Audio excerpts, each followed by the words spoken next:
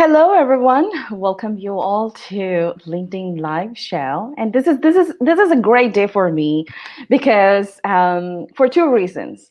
One, first show of 2020, so I'm really honored and thankful to all of you for, for your support, and to our guests for joining with us and helping me kick off the first show of 2020. And I'm so honored that the person who joining with us is a very near and dear to my heart, which is Michael Goldberg, who helped me launch my first career in the United States. So, with that note, let me kick it off with the two wonderful guests that I've known for, I would say, throughout my networking years in the United States. I would say the last 10 years or so. But they kind of took me under their wings, helped me grow, helped me guide, and whenever I need any guidance, they are right there. And I really, really, really appreciate that for you being there, Michael. Sure, happy to be on. Awesome. And then our next guest is Fanny. Fanny is very sweet. She, I love the expertise that she brings in terms of that, the marketer's hat, right? So her expertise is into video marketing, SEOs, YouTube. So anything and everything in terms of any talent marketers would want to know in terms of talent attraction, she's the best. So here's the mix. We have two guests. One person has been in the recruiting industry for more than 2 decades, if you will, who has worked with larger companies in terms of building that talent capability, building that recruiter capability, and helping the business grow, helping the business find and attract the right talent, and helping us understand, okay, where is that disconnect in terms of attracting the talent versus keeping the talent, right? So stay tuned. And then we have Fanny, who is an expert in terms of, okay, you guys are doing all the work in terms of attracting talent, but where you are missing the gap in terms of, okay, your talent is coming to your career site, they are seeing your content, but what's not clicking, right? Something wrong right there. So she's going to address on that. So stay tuned. Without further ado, let me introduce our guest to everyone. Michael Goldberg, founder and CEO of Hiring Transformed. Hiring is the key for everybody who's watching this show. So stay tuned. Michael Goldberg, welcome to the show. Nisha Arvan, thank you for having me. I love that when you call my full name because most of the people they don't get the last name properly. So it's funny. Anyway, thank you so much. Fanny Dinnigan, thank you so much. Hello. SAP Talent Acquisition and Employer Brand Strategist at Delaware, North America. Fanny, thank you so much for being here with us today and welcome to the show. Thank you. Well, don't forget, Fanny's expertise also lies, and I'm a former client.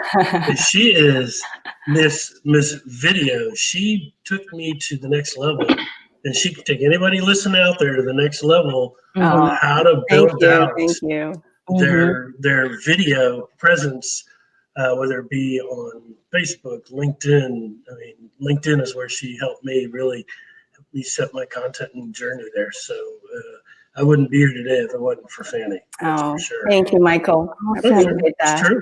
You see, I saw that connection. That's why I brought you guys together, right? It was in the universe. Yeah, so it's in the universe. So it's a real, case study, if you will, where we can kind of share. So before we get more into that, I wanted to, start off the conversation by letting our audience know who you are, because LinkedIn Live or LinkedIn Live, how it works is like my network has the ability to join with me on this platform, and this is a great platform for me to kind of introduce my network, introduce the person who I admire to my own connections, right? So not necessarily, my network might not know more about you. So if there is anyone who's out there who doesn't know of who you are and what you do, can you guys please share a little bit about your background? Michael. No, Fanny. Ladies Fanny. Thank you. Well, kind of like what both of you mentioned, I kind of wear two hats. On one side, I have my own company, Pathlinks, where I help experienced professionals with personal branding, as well as building their brand on LinkedIn. And then the other hat I wear is with Delaware. So Delaware is an SAP consulting firm that I help with talent acquisition as well as employer branding. And I kind of came up through organizing job fairs and hiring events. And so I've always kind of been in the intersection between employers and job seekers. And I also have a video series on YouTube that I transferred over from LinkedIn called #JobSearchStories, where I interviewed a variety of career coaches, resume writers, employers, recruiters, to kind of share their expertise with a lot of my job seeker crowd and audience. So that's kind of, I've always kind of been in the job search world, just with many different hats. Awesome. I like that about your background, because you have that connection to job seekers, and in terms of, what they're looking for, put yourself in the shoes of job seekers, and, help others, meaning recruiters and employers, in terms of fixing the gap. So I love that. Oh, Michael. Hi. So, and, I'm Michael Wilbert, and I created Hiring Transformed a couple of years ago. So just like the title sounds, I go in and help those organizations that are either at that about to hit uber growth mode, and help build out a talent acquisition function, setting in place the people, the processes, the technologies and tools. For those that are already there, going in and helping those that need the help, whether it be in training recruiters or training hiring managers, or need a talent acquisition audit, going in and really kind of taking a look under the hood to make sure, to see what's going on, and then helping fix what needs to be fixed in that organization. And it's certainly been a great experience for me, because I get to work with different organizations and help different people. So again, happy to be here and excited, and let's kick this thing off. Don't forget to, by the way, for the people, what? And I was just going to say, and Michael's been a big mentor of mine from the recruitment side as well. So thank you for that. Sure, my pleasure. And don't forget to share this out with your friends. Be fair to, let's get some more people on live. I know you can watch it on the replay, but it's always good to ask questions when you're live, right? Yeah, we're live on air, and it should be on our notifications right now. So I kind of reshared it right now to my own network. And we have people chiming in from Singapore. This is from Periscope, and as and when people are chiming in from different platforms, we should be able to see.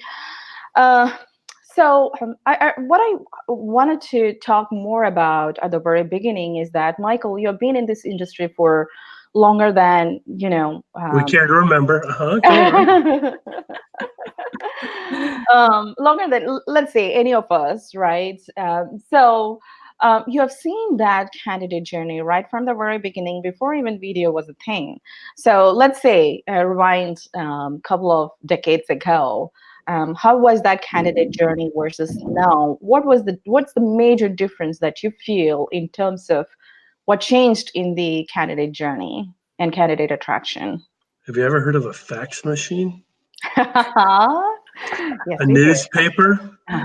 The candidate journey, I just remember it was surreal, because you'd get these, you'd get mailed in resumes. Candidates would drop by all the time, and in a lot of cases, I told the front desk person that when candidates did take the time to personally come by, I'd get up from my desk and go out and greet them and thank them for coming to be a part, wanting to join the organization, that didn't have time to talk right now, but I'll take a look at your experience and get back. It's very different. It was, you had to work at it.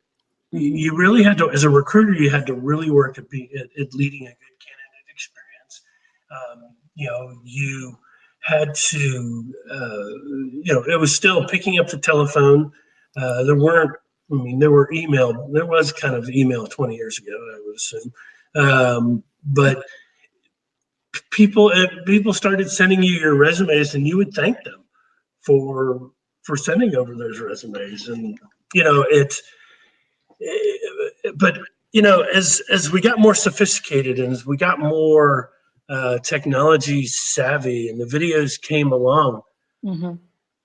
I'm going to say it right here. Recruiters became very, very lazy. They really did. And they just said, I'll, I'll be, we'll look at it. If it's good, that's great. We were told that whenever we'd get mailed in resumes and stuff like that, that we weren't to respond to those people, especially if you work for a federal contractor, because that didn't define the candidate application process. So, or what defined what a candidate was. So, I think a lot has changed, and unfortunately, I think we've become more lazy than we can. And so that's one of the things that when I work with my organizations is I shake that out of them. I go, look, you got to go back to old school. You got to pick up the phone. You got to thank people, acknowledge people, let people know that you recognize the efforts they're making to try to reach out to you.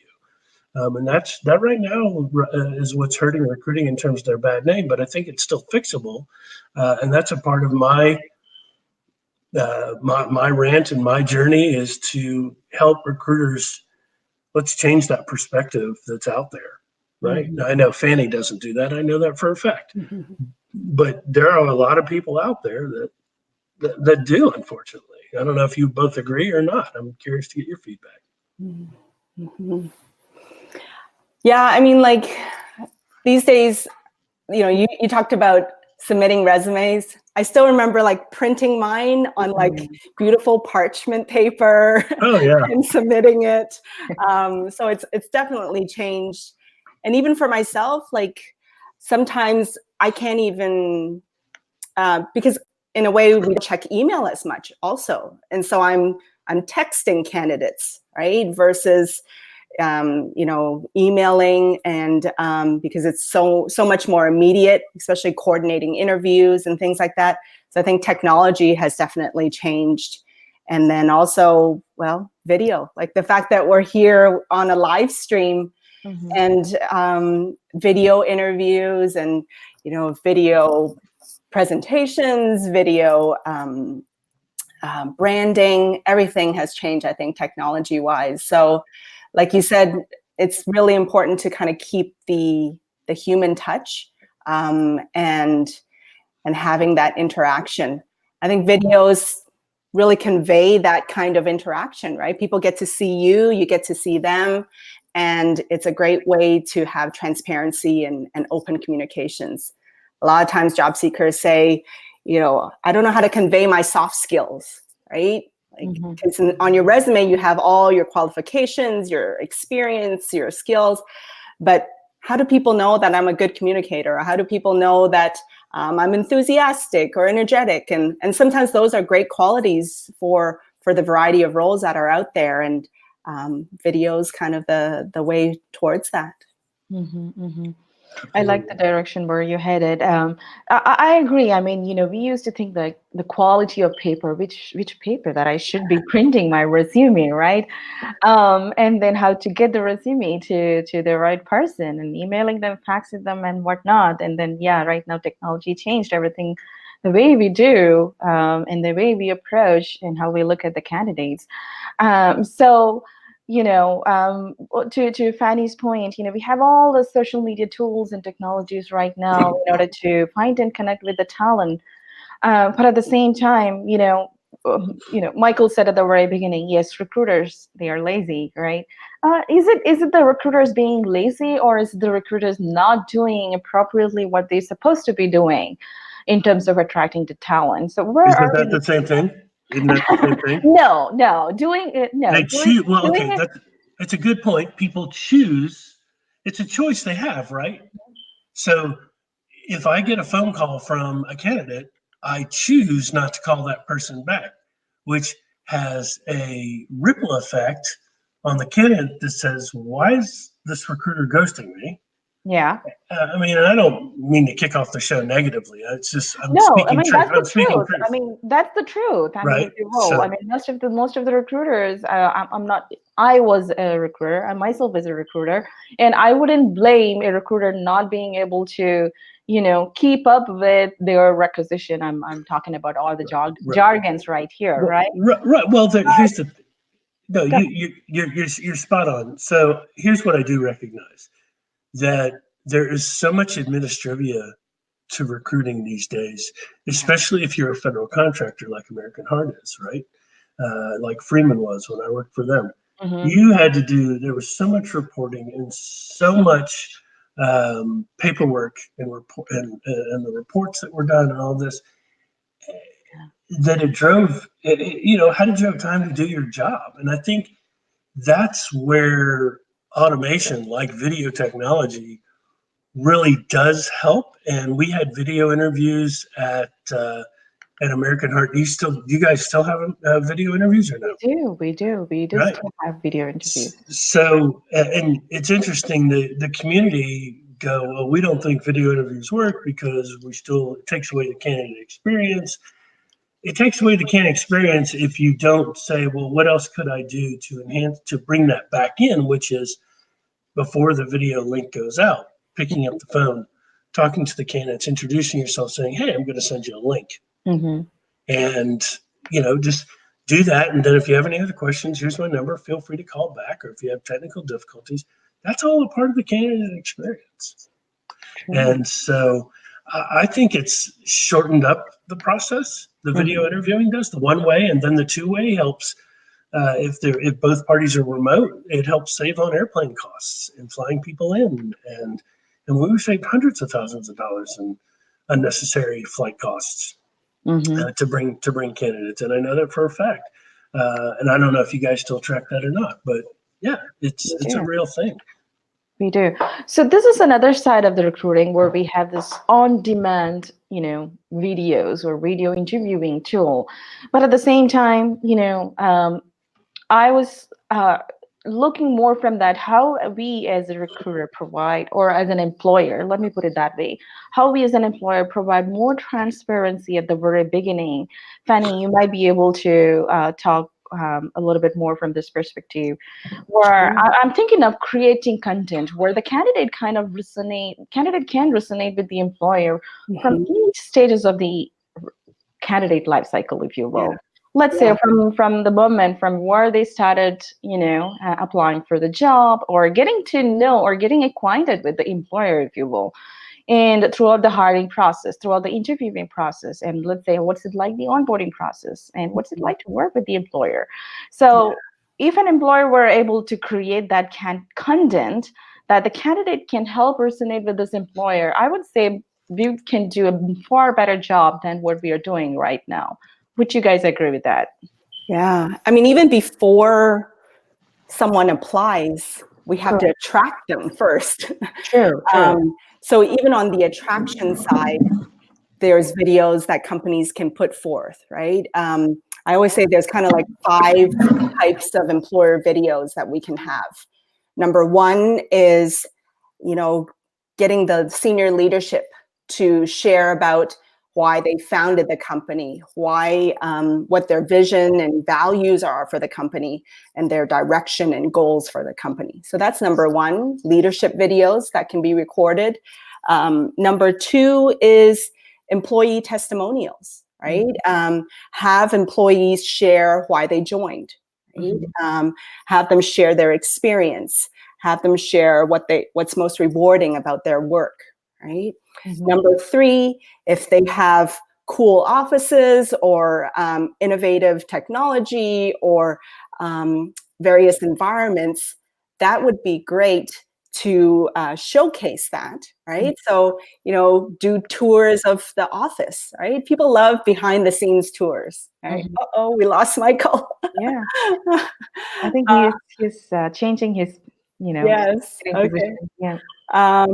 Number four, have people share about have clients, client testimonials, have them share about, what it's like working with that company and some of the benefits of that. Mhm. And then the fifth one, I lost my thought there. Scenes. So And this is then, day in the life of video, life of video. Mhm. right? Like, so tracking a day in the life of someone in, like maybe a junior level, at a mid-level, a managerial level, at a senior level. And so then that way people can really get a great perspective of what it's like at all various levels of the organization. So that in itself is like 5 sets of videos that you can record multiple times across multiple people. And Mhm. that, at least use that to attract people to the organization, that piques people's curiosity. And then from there, you get them, get job specs in front of them. You can do videos around, job specs and job descriptions. And then along the way, even all the way to videos for onboarding, right? And so you can really leverage it. And, a lot of, the company that I support now, like all our consultants are spread out across all of the US. Right? So, we need video. We need to rely on those kind of digital communications to spread the word. Sure. And yeah, I really like the fact that, employers are, adding more and more content in order to help the candidates kind of see themselves working with the employer, right? And some companies have their own blogs as well, where, employees themselves are sharing the stories. Yes. And some of them has, these video technology tools where employees can take that, a day in the life of a video and then share internally. And if the employer choose to share it externally, they can do that too. So great examples and great suggestions in terms of how we can Michael's back. Yay, Michael. Welcome back. Computer lost the battery because it was charging and it was fully charged, and then all of a sudden, blip! It just said no. So I think Technology amazes us. No worries. But I need a new battery. glad you are back. So we were, Fanny was kind of talking about what are some of the content ideas that we can utilize in that attraction stage, right? Even before the candidate applies for the job. So we talked about, the content where a day in the life of a video, or the senior leaders doing that thought leadership videos, how they founded the company and why they feel like, a candidate should join the company, and employee testimonials and all that good content, if you will. So, yeah, Michael, Yes. what's your take in terms of having more content right at the very beginning in terms of talent attraction? How would that help a recruiter do their job utilizing those? So, and I think there are other places that you can have that. You can put that out. Obviously, I'm sure Fanny talked about putting it out there in on the social platforms. But also having a Glassdoor page, a dedicated Glassdoor page, is going to be something you have to have, because people go out there for that candidate reputation. That's where they're going to see, and I think that's where you can also put a lot of videos out there. True. In terms of your company career site, you can have. I think where a lot of companies could have more success is really is having that video content out there, less copy, more video, these testimonials that sit out there. You can have the mission statement and the value statement and all that, but everybody else does that. So how could you be different?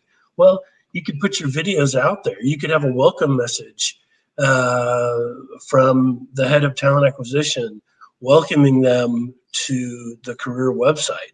Like, it's literally a pop-up that comes up the first time they hit that site.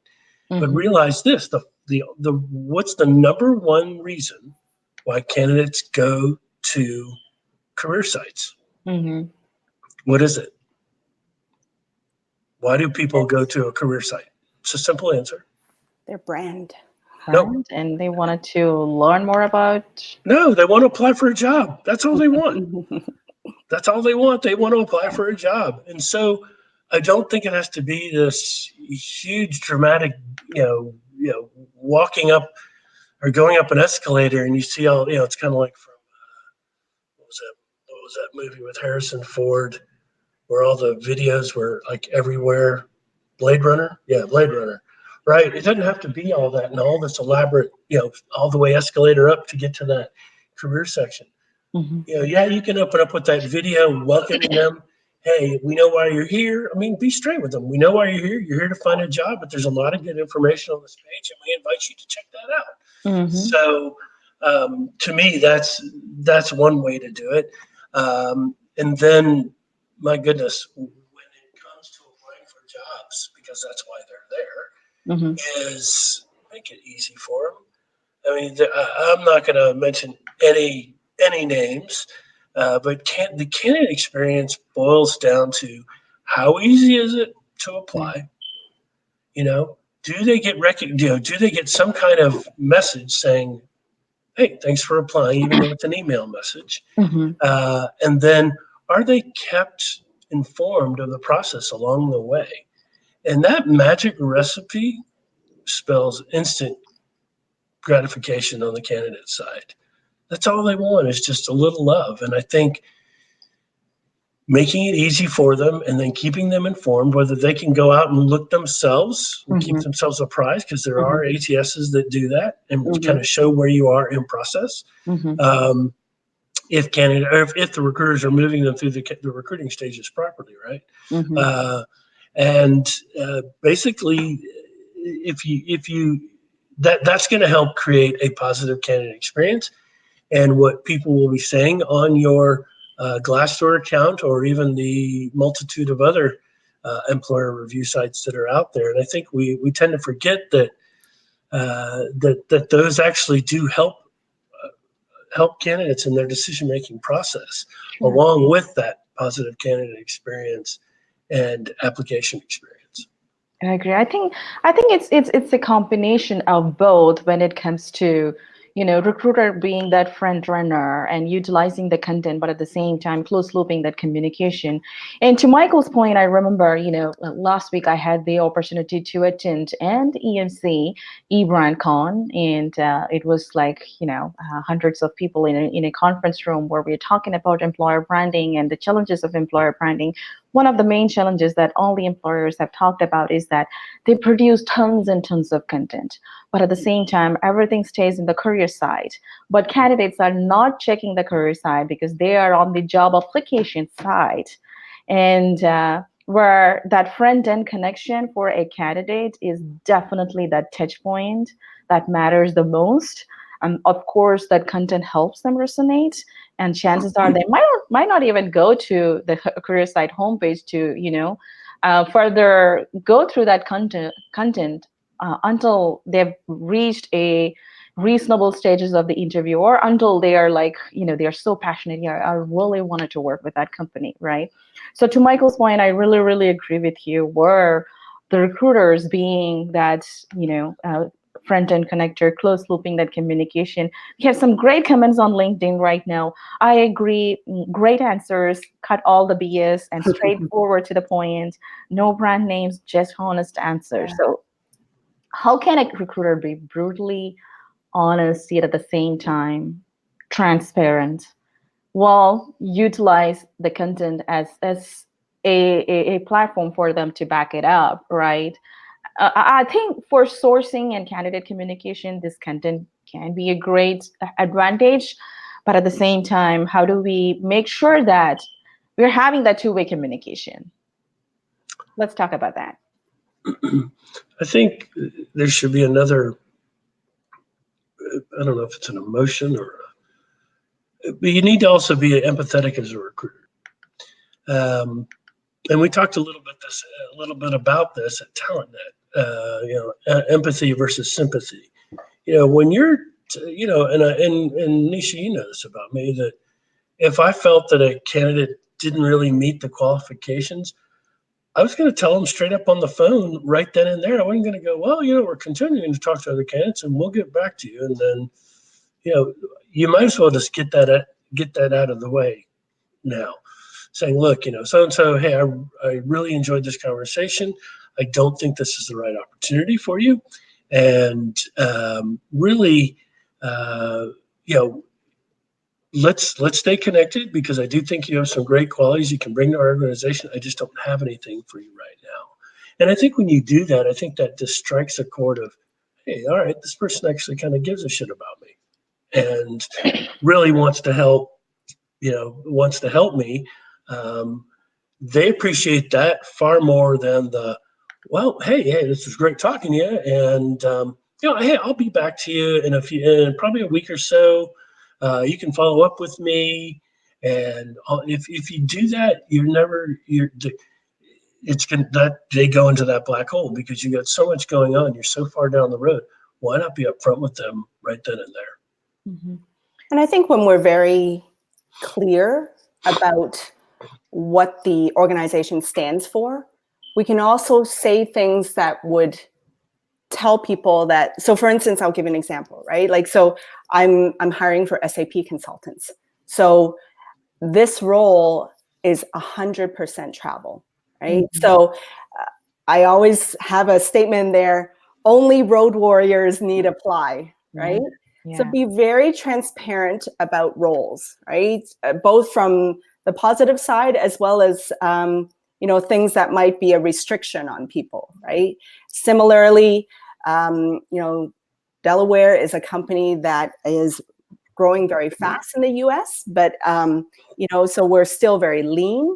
And in my messaging, I also share that, only those that have an entrepreneurial spirit and want to wear multiple hats need apply, right? So, and so you really have to be clear about the types of candidates you want and the type of the candidates that may not be a fit for the organization.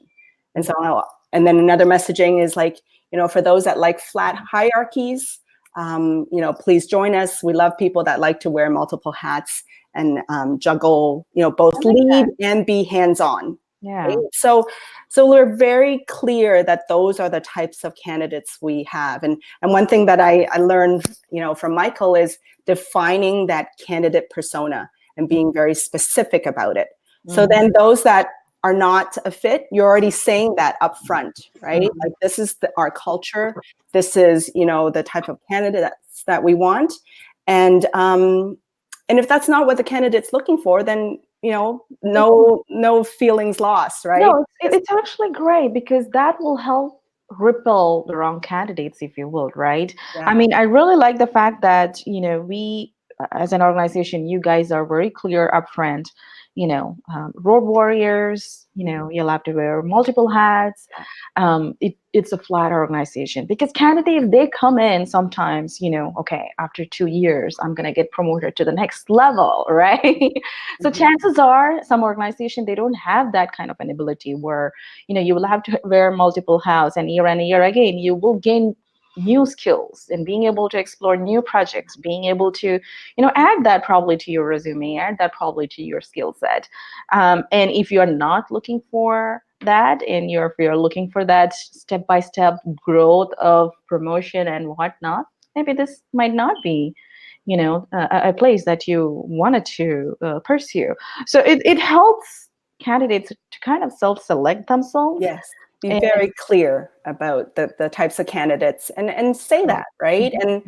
And we're proud of it, and also I think what can really help is also because when you're putting out videos of your employees sharing about why they joined, and messages that line up with the company values, mm-hmm. then I always say, what you put out, you attract, mm-hmm. right? Mm-hmm. So, when you have people share your company values or share why they join, then people that have those similar values and have those similar mindsets and culture mindsets, then those are the people that will end up applying. So the more clear and the more specific we are in our messaging, I think the better. And that's how you get that back and forth. And if I can just add really quick, like even for job seekers, right? Like don't forget to use videos when you're presenting yourself, right? Post videos of yourself on LinkedIn, sharing about your values and what's important to you, what kind of companies you're looking for. Because even as I'm sourcing and looking for candidates on LinkedIn, I'm looking to see if that person has posted anything, right? And looking to see if I can get to know them a little bit, right? Beyond the resume and beyond, black and white text. So I think whenever possible, from the job seeker perspective, share yourself out there and post videos of yourself, sharing about whatever expertise you have.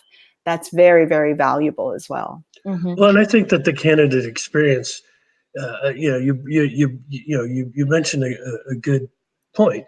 When you're engaged, so that's when candidates apply. But if you're sourcing and you're going out and trying to attract those people, going out to their LinkedIn and Facebook and Instagram, and I wouldn't go to TikTok, but whatever you're going to go to find out more about them, to create a human connection, they're going to be more likely to respond because you've done the research on them versus a LinkedIn message that says, "Hey, I saw your profile. You look qualified. Let's talk." They're not replying to those anymore. So you really have to come up with an engaging email to attract them, or on a phone call. Hey, I see we both went to University of Georgia, and that we both lived in Atlanta for a while. Would love to talk about what you're doing today for so and so company. So you mentioned the company name. Those are the kind of things you want to be doing to really help saying, "Hey, this recruiter actually is doing the legwork to help to try to get me to talk with him or her." And I think that goes a long way. That goes a long way. Well, let's give a huge shout out to all of the audience who have chimed in right now. Thank you, everyone. Yeah. StreamYard doesn't give me a good number or good analytics. StreamYard, guys, if you guys are watching this, that's something that you need to work on. So I'm popping up on LinkedIn. We have great audience right there, about 50 or so count that I can see right now. We have people from Asia, Singapore, China, India. Thank you, Greg. I see Greg. Yeah. Comments. Great comments from Sajid Kumar. Great content is good, but digital marketing and being human in HR is important. Sajid Kumar, well said. Darren, sorry, I meant to say great answers. Okay. People, when they go to recruitment, want honest answers and direction rather not being competitive about making money. People only return when people talk to their local community. Is all about how good you are helping them. Another comment from Sajid Kumar. Customer engagement is the key. And as more and more companies shy away from it, spells disaster. So that comes with the conversation that we're having right now, is the fact that we forget recruiters, talent sourcers, talent attractors, or employers in general. They're putting customers and candidates in different buckets. Maybe that's the issue, because if we look at customers, we look at that funnel of where that attraction comes in, wherein they have the ability to read reviews, they have the ability to see demos, they have the ability to evaluate. Let's say if you're going out there and buying a shirt, you can try it on and then see, okay, does it fit me? Can I buy it? Will I like it or not? So maybe for the job seekers, if you're not thinking from that perspective, maybe that's where we're kind of missing the mark. So from that note, what would you say? Of course, a candidate cannot, let's say, from a notion of trying on a shirt, right? They cannot come and work for a company for a few days and then they make a decision. There are companies who does that, so I'm not ignoring that fact. But at the same time, to both of you, what would you say if a candidate would be able to see, can I see myself working at an employer by watching the videos, by going through the content, and how can we make that happen? Really? Go ahead. Do you want to tackle it first, Michael? No, I don't. Go ahead. I think I go back to that point I made about what you put out, you attract, right? Mm-hmm. So we've been on a big push to look at hiring project managers, SAP project managers, and so we featured several of our own project managers in videos on our LinkedIn company page, and have them talk about why they joined. And so I usually try to tie whatever job opening we have by featuring someone in that role.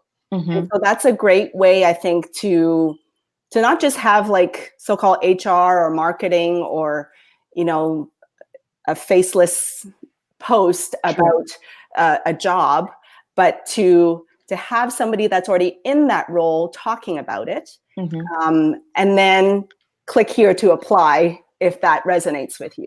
Mm-hmm. So I think that might be a great way to kind of give people a glimpse into what it's like, a glimpse into the people that are already in that role. And so then they can either see, is that a fit for me?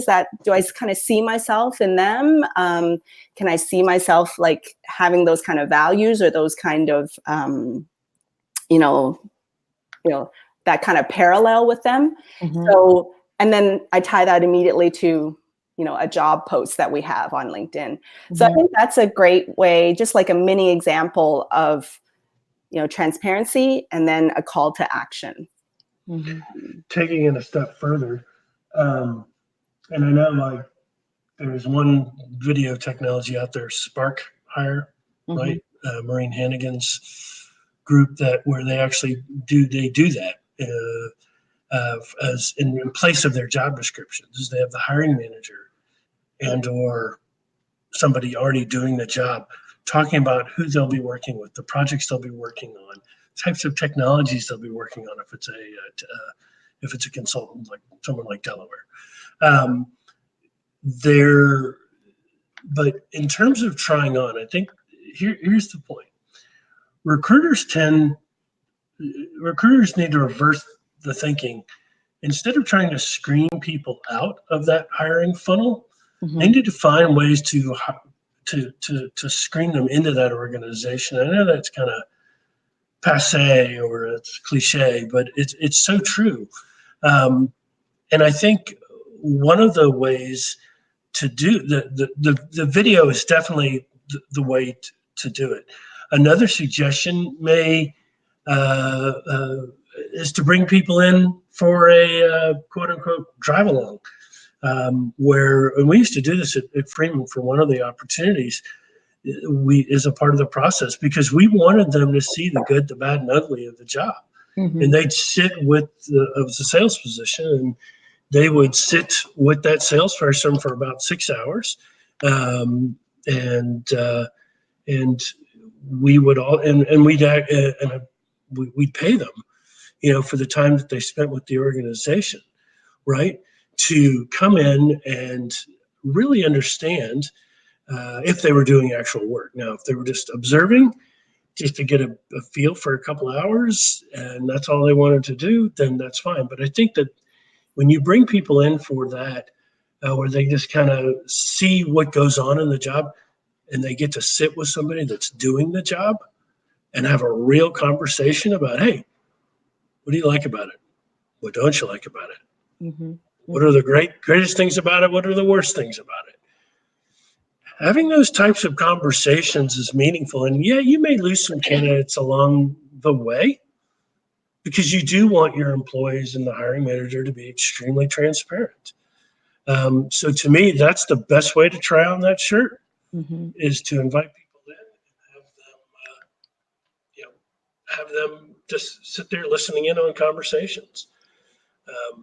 If it's and these were more phone-based sales, so they could put on an extra pair of ears and listen in on that conversation. I think if you're having them as long as you're not asking them to code or anything like that, then you really don't have to pay them. It's really an observation role, and it's a chance for them to ask questions. One example Yeah, one example that I can highlight for that is at the American Heart Association, we do that for the customer care representative jobs, where we bring in candidates for an on-site interview.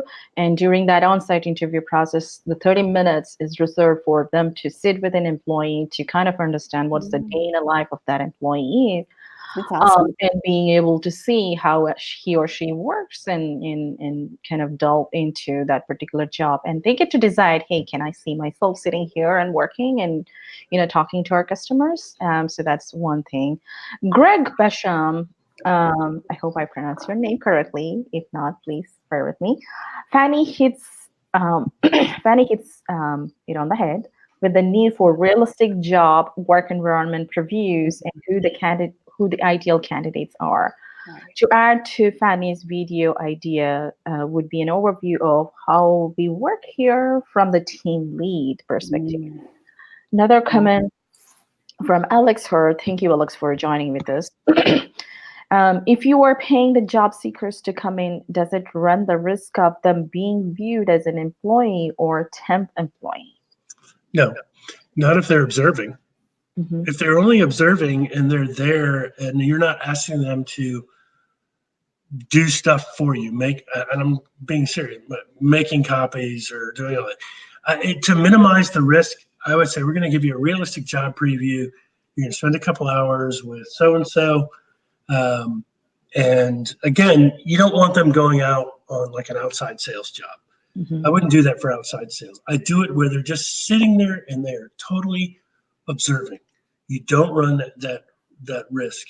If you start asking them to do things, then you start running the risk becomes much higher, Mm-hmm. and you should be paying them. But some lawyers will argue, depending on your company, conservatism. Mm-hmm. I think especially for those companies like the size of Delaware that's growing, or other consulting organizations that I know of that are also growing, to me it's worth the risk, because then they understand what they're getting themselves into when they join the organization. True. Well, let's say if you are so much into that risk of not having a candidate to come in, or not being a candidate to actually be in your work environment and sit with the employees, and as such, probably augmented reality is another idea that you can explore, right? Right. Or you can utilize that technology. Yeah. Yeah. So I'm not, promoting my own employer at the American Heart Association, but at the same time, we utilize that for our HeartU team, or American Heart, learning and development team is great at utilizing these augmented realities in terms of helping our, let's say, a prime example, a fundraiser, how to set up a fundraising environment and how to make sure that they have all the bits and pieces covered in order to put up a great fundraising show for the people to come in. So that may be an option that you might want to explore right there. One other comment that we received from GR Reddy to the conversation that we are doing, on job preview could be one way to give a great look into the job. So Fanny, I really like the idea of adding more and more videos and content to our career site and to social.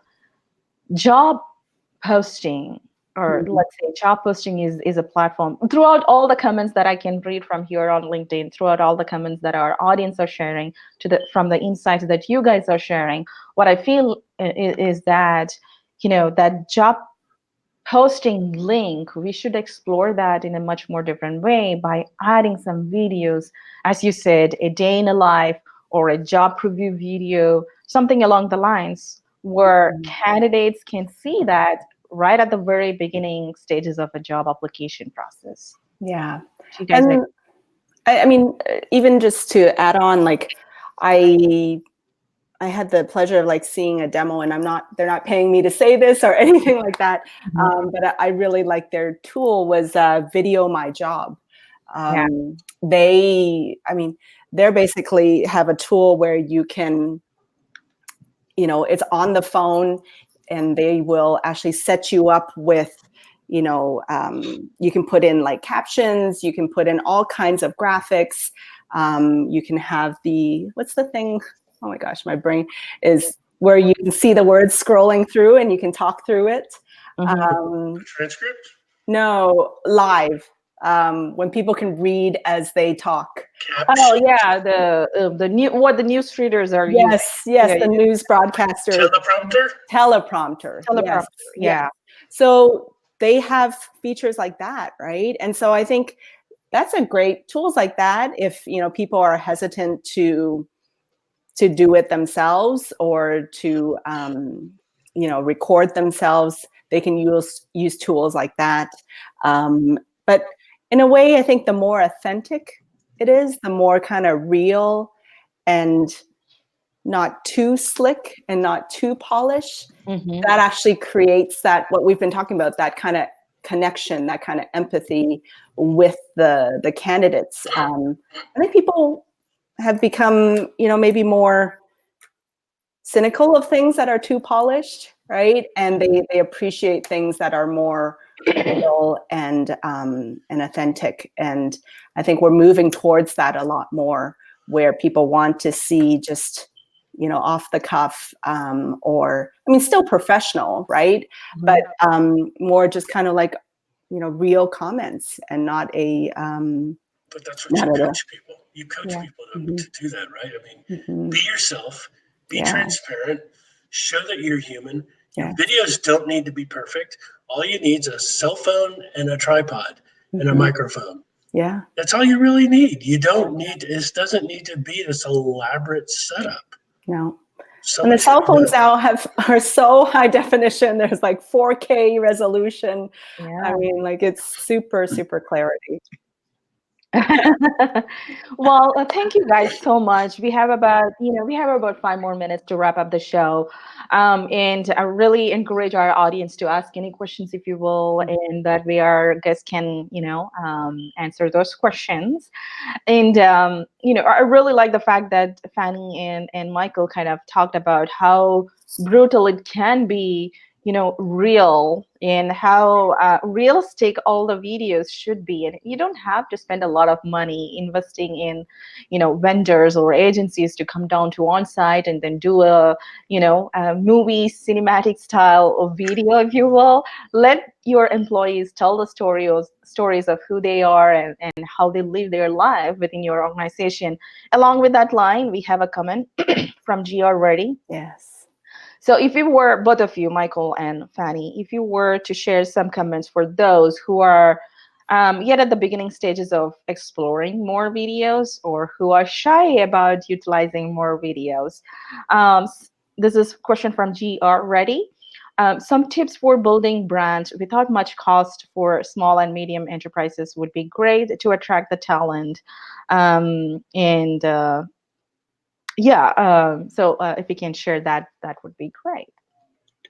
Well, GR, great question. I think, the easiest way to do it, and Nisha can attest to this, that we had to do employer branding on a shoestring budget at the time.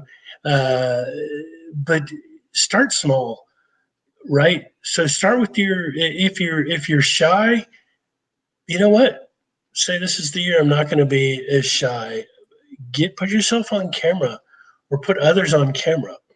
Tell them and really it shouldn't be about you as the recruiter. It should be about the hiring managers, and it should be about the employees within that department that you're trying to hire.